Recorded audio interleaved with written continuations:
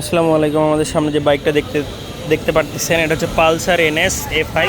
এই যে এফআই, তো এই বাইকটা যে কারণে আসে আমাদের এখানে, এই যে দেখেন বাইকটির কিন্তু কারেন্ট মারে না। মামা দেখি সেলফ মারো।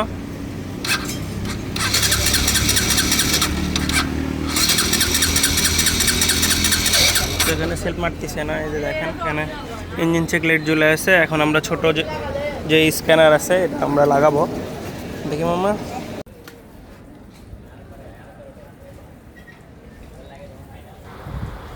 এখানে ভেহিকেল স্পিড গাড়িটার বেশ কয়েকটি প্রবলেম ছিল, আর সেই প্রবলেমগুলো যেহেতু কাস্টমার গাড়িটা বিক্রি করবে, আর এই প্রবলেমটা হয়েছে গাড়িটা চালিয়ে আসার পর।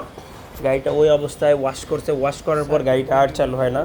তো যিনারা বাইকগুলো ওয়াশ করাবেন অবশ্যই কিন্তু আপনার কী করতে হবে, 2 থেকে 3 কিলো চালায়া বাইকটি রাখে দেবেন, তা না হলে কিন্তু এই ভাইয়ের মতো হবে। তো এই গাড়িটা কি করছে, এই গাড়িটা যারা বাজাজে কাজ করে তাদের কাছে নিয়ে গেছে, তো তারা বুঝতে পারতেছে না। তো বুঝতে পারলেও তাদের কাছে স্ক্যানার নাই, আর 2 জনের কাছে গেছে। পরে আমাদের এখানে রিপোর্ট করে যে ভাই এটা আমাদের দ্বারা হবে না, তো বন্ধু মোটর সাইকেল রিপেয়ারিং সেন্টারে যান, ওই ভাইয়েরা এইসব বাইকের কাজ করে, তো হবে।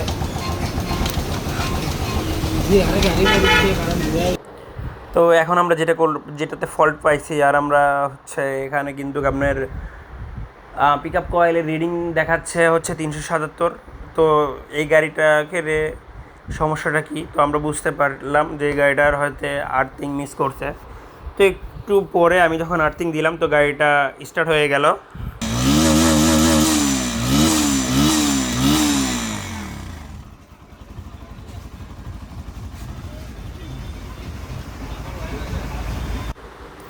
তো এখন আরপিএমও ঠিক আছে, কিন্তু এই বিষয়টা হচ্ছে এই গাড়ির যত কিছু হোক, কিন্তু গাড়ির কারেন্ট মারলে কিন্তু গাড়ি স্টার্ট হবে। আর কারেন্ট মারলে স্টার্ট হবে, যদি পিক আপ নাও নেই তাও স্টার্ট হবে, কিন্তু পিক আপ টানলে হয়তো বন্ধ হয়ে যাবে। তো বিষয়টা হচ্ছে আমরা এখন এগুলো আবার চেক দিয়ে দিচ্ছি। তো এখানে কিন্তু এই প্রবলেমগুলো আরও বাড়তেইছে। তো যাই হোক, কাস্টমার যেহেতু বিক্রি করে দিবে, তো আমরা তাদেরকে গাড়িটি চালিয়ে যতক্ষণ অবধি কমপ্লিট না হবে ততক্ষণ অবধি আমরা গাড়িটি দিব না। আর আমরা এগুলো এফআই বাইকের গাড়ির কাজগুলো তাড়াহুড়ো করে আমরা দিই না। তো ইনি আসছে ঢাকা থেকে আমাদের বগুড়ায় তার এক বন্ধুর বাসায়, তো হয়ে এই তো অবস্থা ছিল।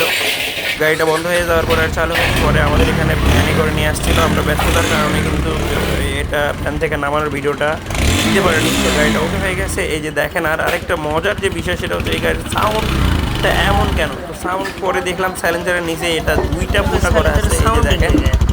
তো সাউন্ডটা আরও বেশি হওয়ার জন্য কিন্তু 2টা ফুটা করছে। আর আমরা একটা চাপে ধরে দেখলাম গাড়ির সাউন্ডও ঠিক আছে, সব কিছু ঠিক আছে, আলহামদুলিল্লাহ। গাড়ির আরপিএমও ঠিক আছে। এতক্ষণ অবধি আমাদের ভিডিও দেখার জন্য অবশ্যই আপনাদেরকে অসংখ্য ধন্যবাদ। কে কোন জেলা থেকে দেখতেছেন অবশ্যই জানাবেন। আর এফআই বাইকের কাজ শিখতে হলে কিন্তু অবশ্যই বন্ধু মোটর সাইকেল রিপেয়ারিং সেন্টার এর পেজে অ্যাড থাকতে হবে, তাহলে অনেক কিছু শিখতে পারবেন। ধন্যবাদ।